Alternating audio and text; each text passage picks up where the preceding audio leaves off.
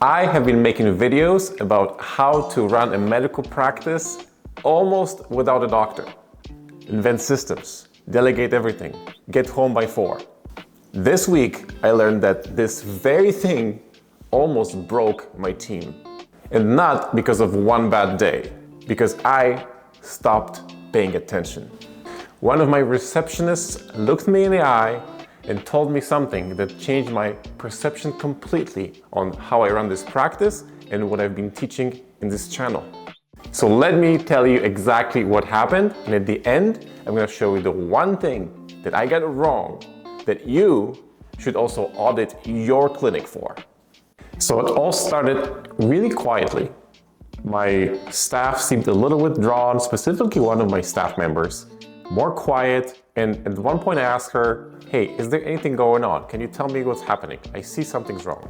But the thing was that it wasn't about her. It was about my entire team. The whole team was overwhelmed, close to burning out. And here's what was even worse. They were afraid to tell me. They thought I was so far gone and paid attention so little that telling me wouldn't even change anything. So I called the team huddle the next morning. And what came out was pretty raw. And I'm going to tell you everything about it. So there comes the meeting and I asked them, what's wrong? What can I do different? And it turned out that it was overwhelming for me. My main clinical staff was overwhelmed to the point that she was crying when I wasn't looking. She was answering patient messages, refilling prescription, taking ownership of everything that should have belonged to me.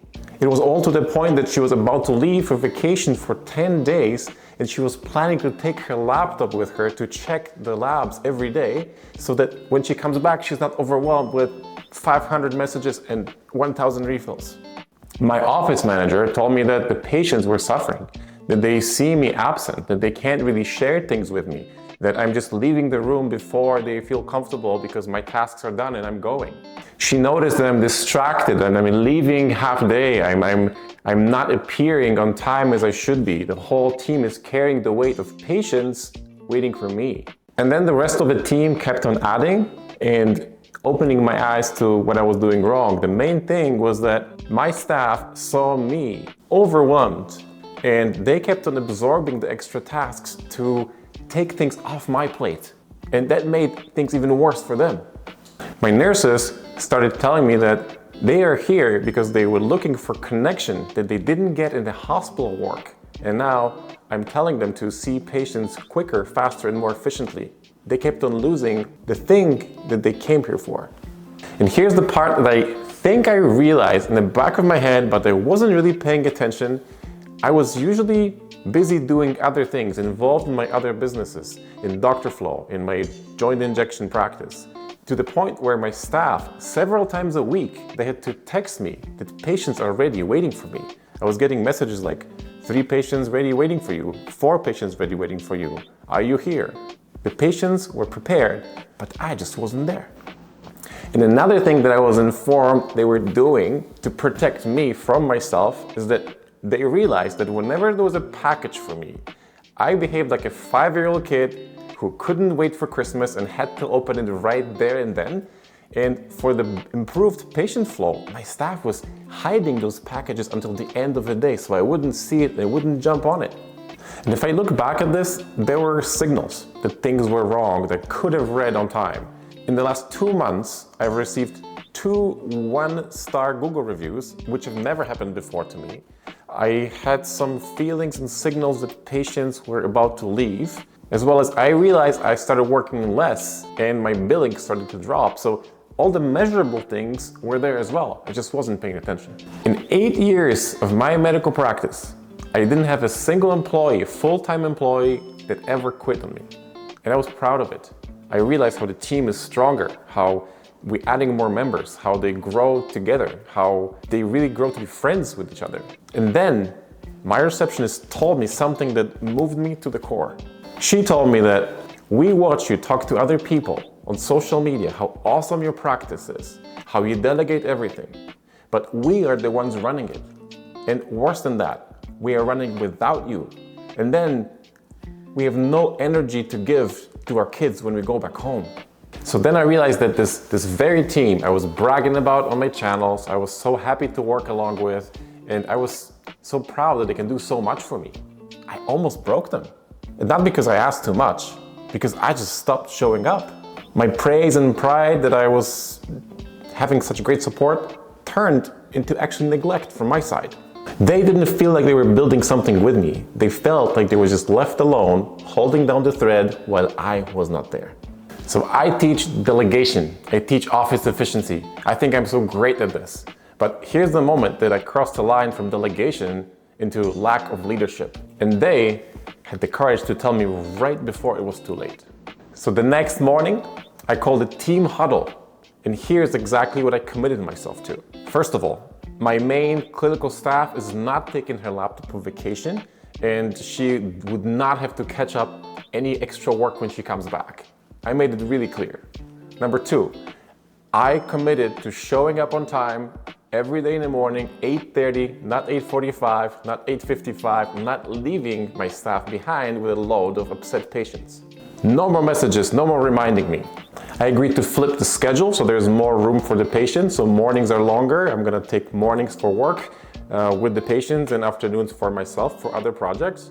I also determined that we need to have availability within 1 week. If there is no availability within 1 week, I promise to open all my protected schedule half days to make sure the patients have a way to see me. We decided to go bi-weekly with team huddles like this to keep myself accountable for all the changes and talk about more problems. And I declared that all my other businesses, doctorflow, jointinjections.ca, will be bypassing the Windsor team through virtual assistants, so there's no more extra tasks on their plate. I also declared that I want to free my staff from all the social media involvement I asked them to do before. No more testimonials, no more instructional videos.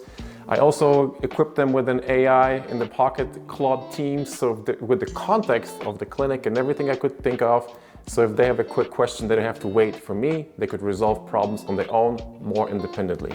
So the first thing I did in the morning, I realized that I had to show up at 8:30 on the dot, not later. Because I realized that the only thing that would make it different would be not me talking about the changes, not me discussing things, writing on the whiteboard. It was about me delivering on the promises and commitments that I declared. So yes, I have been making videos about the practice that could run almost without you. And that almost is quite a bit of a difference, because this is the thing that I have noticed myself. You have to have presence. You can delegate a lot, but you need the leadership. You need to make sure that your team feels that there is someone who's with them. So you can delegate every task in your practice, but you shouldn't withdraw yourself from the leadership, from being present, from listening. So when my main clinical staff feels the need to take the laptop with her on vacation and keep on working, that's not a delegation. That's a system that runs on guilt. And if you can't create an environment where your staff goes for vacation freely, you haven't created a system, you've created a hostage. And if your team has suddenly stopped bringing problems to you, they went silent, it may seem like it's a good thing, they're finally getting it, they're finally getting what their job is. But most likely, it's a sign of something completely different.